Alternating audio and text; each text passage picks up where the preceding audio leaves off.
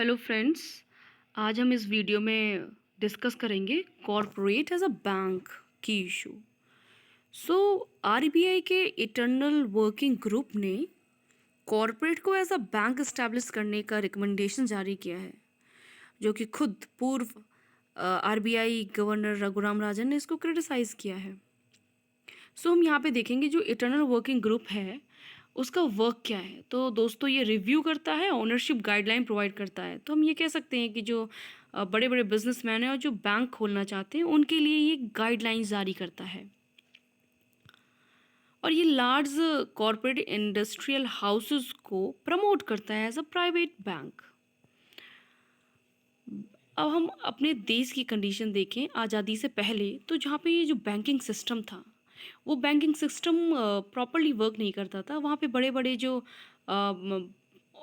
उद्योगपति थे, बड़े बड़े व्यापारी थे, वो ही पैसा इकोनॉमी में प्रोवाइड कराते थे लोगों को। तो प्रॉपरली हर एक इंसान तक वो लोन नहीं मिल पाता था।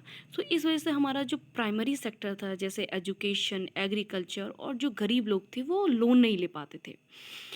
इसी बीच में 1969 में हमारे देश में 14 बैंकों का नेशनलाइजेशन हुआ। फिर 1980 में 6 बैंक्स का और ज़्यादा मतलब और नेशनलाइजेशन किया गया। To achieve a wider spread of bank credit, prevent its misuse, direct a larger volume of credit flow to priority sector, and to make it an effective instrument of economic development, the government resorted to the nationalization of the bank in 1969 and again in 1980. Then, with economic liberalization in the early 1990s, the economies credit need grew and private bank re enter this pictures. तो हम ये कह सकते हैं जब 1990s के दशक में जब लिबरलाइजेशन हमारे यहाँ पे आया तो उस समय हमारे यहाँ पे और ज़्यादा क्रेडिट क्रिएशन का इशू हुआ और हमारे इकोनॉमी को ज़्यादा बूस्टअप करने के लिए लोन की ज़रूरत पड़ी। तब प्राइवेट सेक्टर उभर के आ रहा था। और दोस्तों अगर हम 1990 से अब तक देखें, जो इन 30 सालों में जो बैंक की कंडीशन है, तो हम ये देखेंगे कि जो द टोटल बैलेंस शीट है बैंक का, इंडिया का, वो 17% है अपनी जीडीपी का।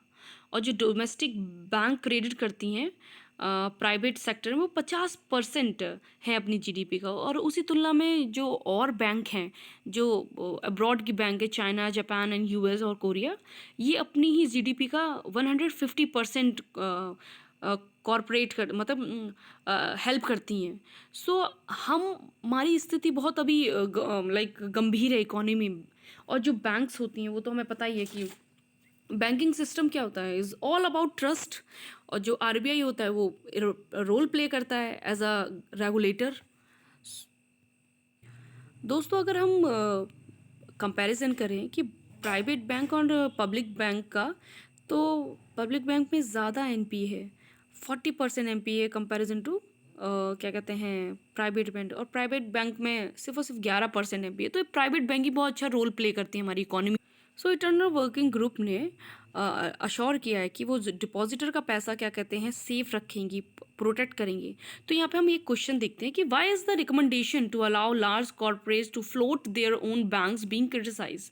तो यहाँ पे मेन इशू है, that is the main concern is allowing large corporate, that is business houses having total assets of rupees 5,000 crore.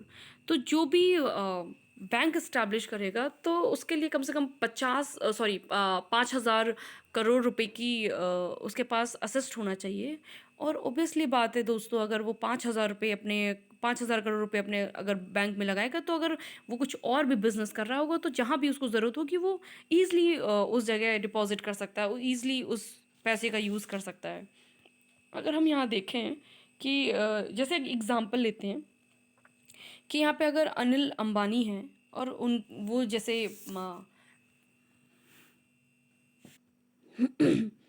हम बात कर रहे थे कि अगर एग्जांपल ले रहे थे, अगर अनिल अंबानी अगर 5-6 बिजनेस करते हैं, अगर किसी भी बिजनेस किसी भी सेक्टर में अगर उनको कोई फाइनेंशियल प्रॉब्लम होते हैं, तो अगर वो अपने डायरेक्ट इस बैंक से उम्मीद करेंगे कि वो उस चीज़ का उस पैसे का यूज़ करें। तो यहाँ पे 2 चीज़ उभर के आती हैं, एक है कन्फ्लिक्ट ऑफ इंटरेस्ट और कनेक्टेड लैंडिंग। तो दोस्तों कनेक्टिंग लैंडिंग यही होता है कि simply put connected lending refers to a situation where the promoter of the bank is also a borrower, and as such, it is a possible for a promoter to channel the depositors' money into their own ventures. So, connected lending has been happening for a long time, and RBI has been always behind the curve in spotting it. The recent episode in ICICI Bank, Yes Bank, DHFL, etc. सो दोस्तों बहुत example है। हमने कोटक महिंद्रा है, इनका जो issue था वो क्या कहते हैं सुप्रीम कोर्ट तक गया। तो ये सब प्राइवेट बैंक के साथ में इश्यूज होते हैं। अब यहाँ पे बात करेंगे कि देश की हालात कैसे हैं। तो आप देख ही रहे हैं इकोनॉमी में, हमारी इकोनॉमी में हमारी इकोनॉमी में क्रेडिट क्रिएशन बहुत ज़्यादा कम है और लोगों को ज़रूरत है क्रेडिट क्रिएशन की। पब्लिक फाइनेंस कंपनी बहुत घाटे में चल रही हैं और सब अब इससे निकलने का सिर्फ एक ही रास्ता है कि वैसे गवर्नमेंट ऑफ इंडिया को पता है कि इससे कैसे निकला जा सकता है, और इससे निकलने के लिए यही है कि हम प्राइवेट बैंक्स को या जो कॉरपोरेट्स हैं जो उभर के आ रहे हैं उनको अलाउ करें, और क्योंकि उनके पास पैसा है वो हमारे इकोनॉमी सपोर्ट करेंगे। और लेकिन इसका डर इस साथ में ये है कि ये इस चीज़ का मिसयूज़ जो हो रहा है। और तो दोस्तों आप समझ सकते हैं कि अब वक्त आ गया है कि हमें अपने इकोनॉमी को और स्ट्रेंथन और बूस्टअप करना है। So thank you so much सुनने के लिए।